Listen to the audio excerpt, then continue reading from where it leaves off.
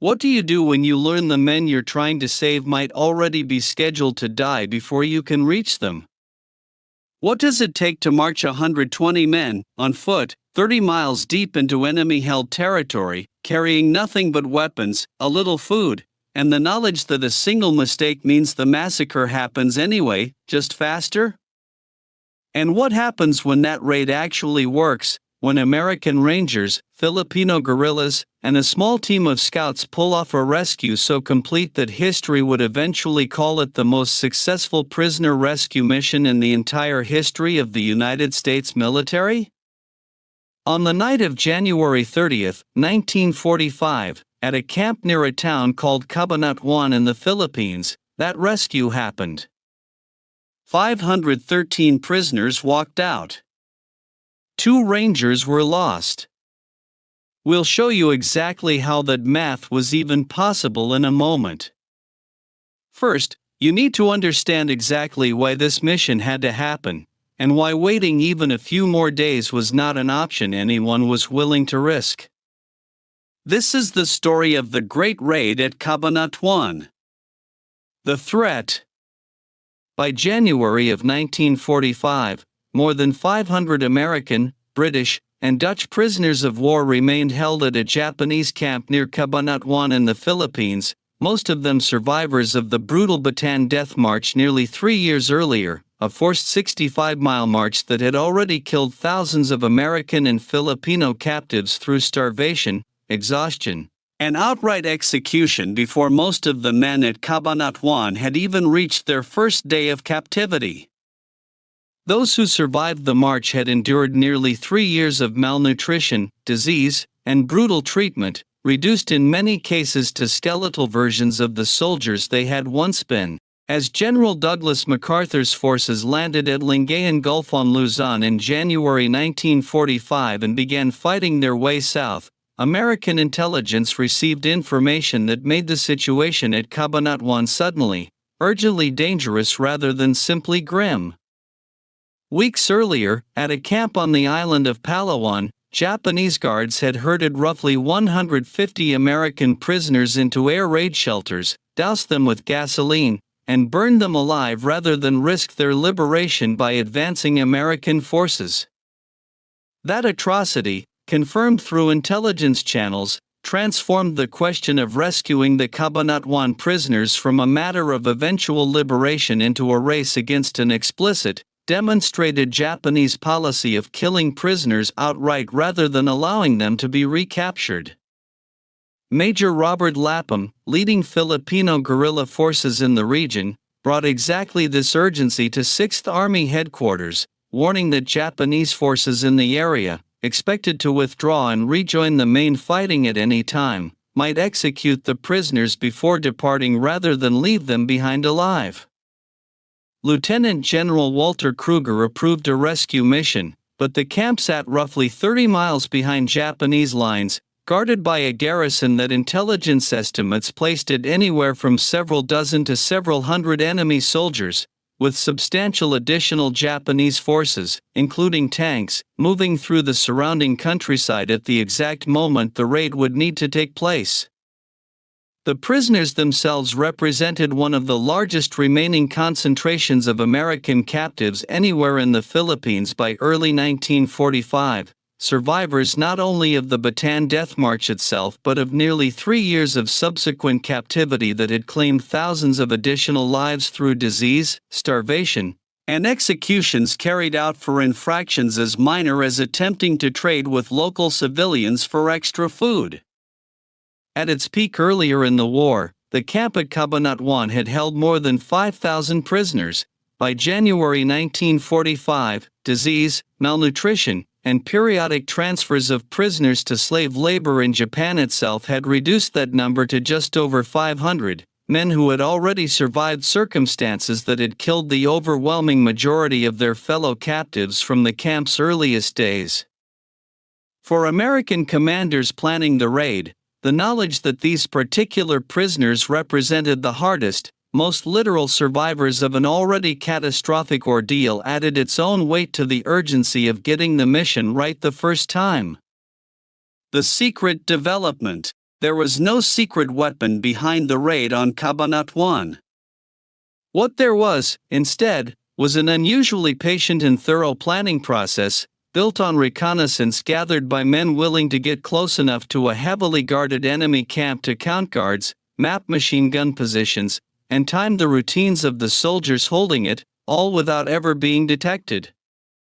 Lieutenant Colonel Henry Mucci, commanding the 6th Ranger Battalion, assembled a combined force of roughly 120 Rangers, supported by a specialized reconnaissance unit called the Alamo Scouts and, critically, by Filipino guerrilla fighters under Captain Juan Pajota, whose intimate knowledge of the local terrain and long-standing relationships with the surrounding population would prove essential to the mission's success.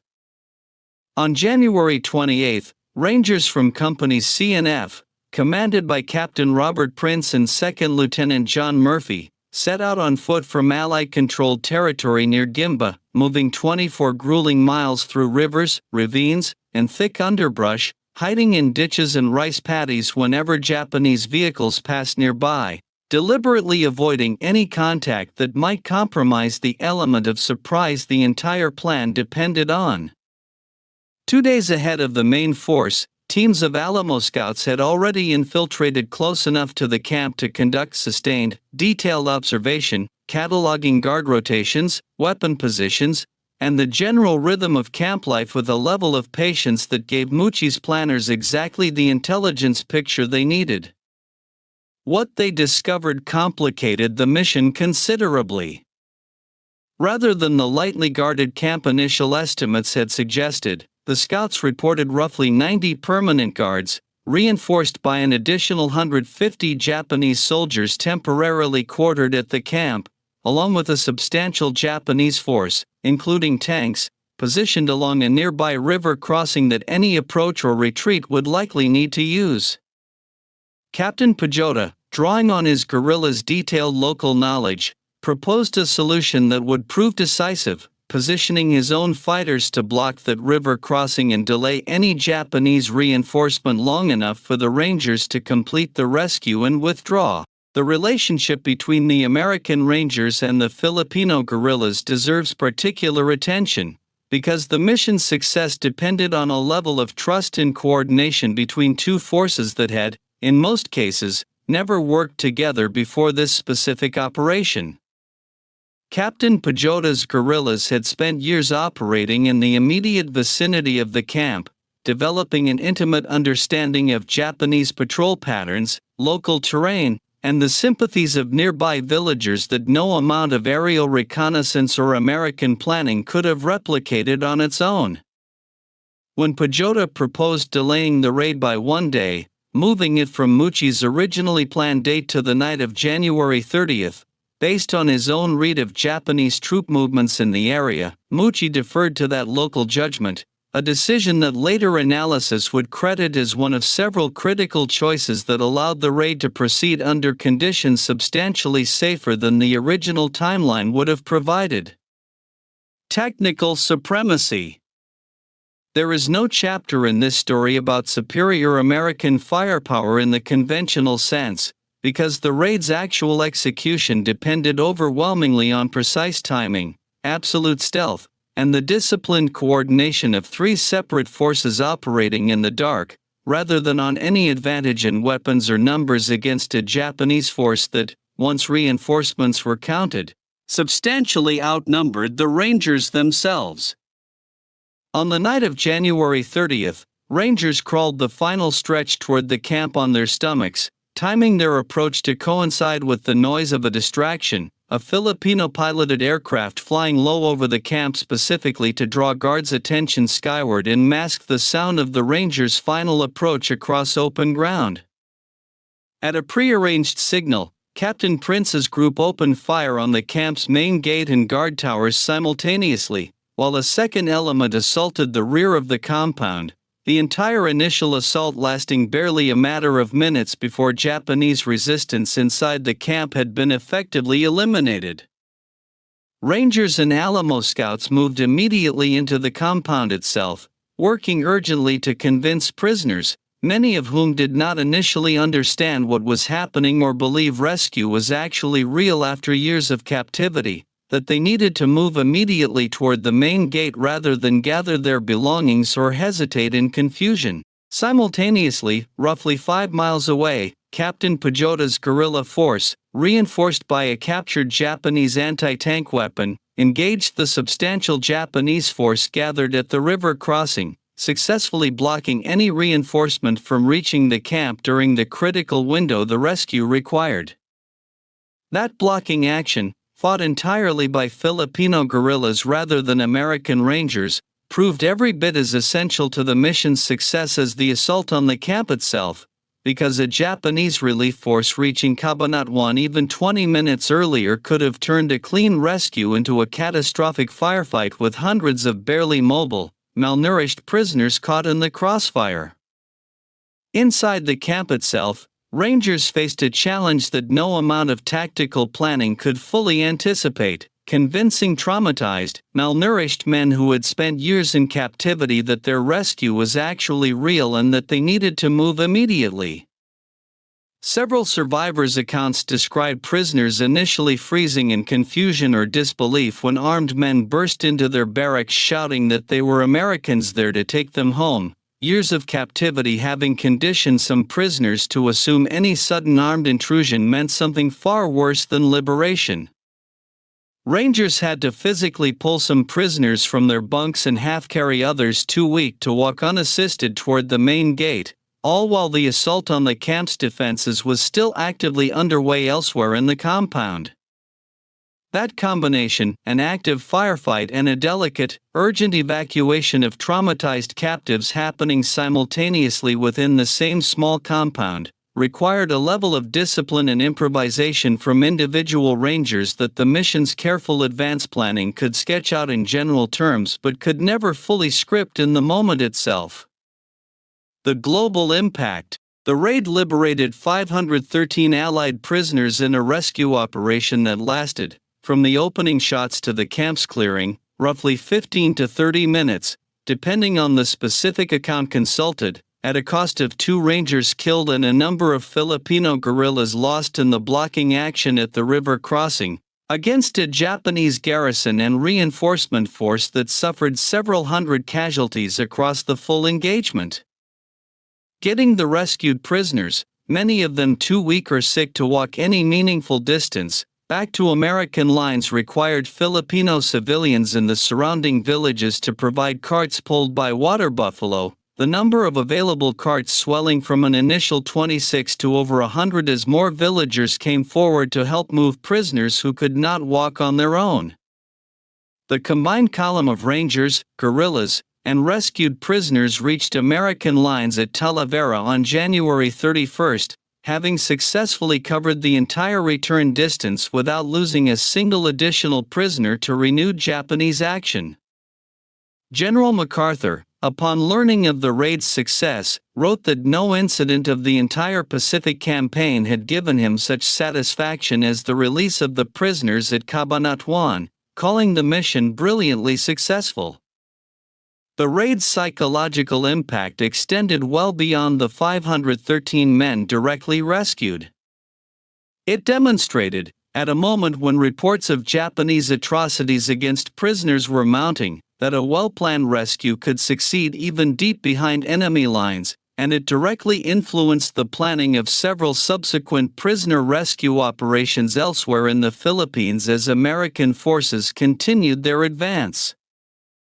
Colonel Mucci and Captain Prince were awarded the Distinguished Service Cross for their roles in planning and leading the raid. The other participating officers and several Rangers received the Silver Star, the remaining Rangers received the Bronze Star, and the Alamo Scouts involved received a Presidential Unit Citation, formal recognition of what remains, by the assessment of military historians who have studied it since, one of the most nearly flawlessly executed special operations of the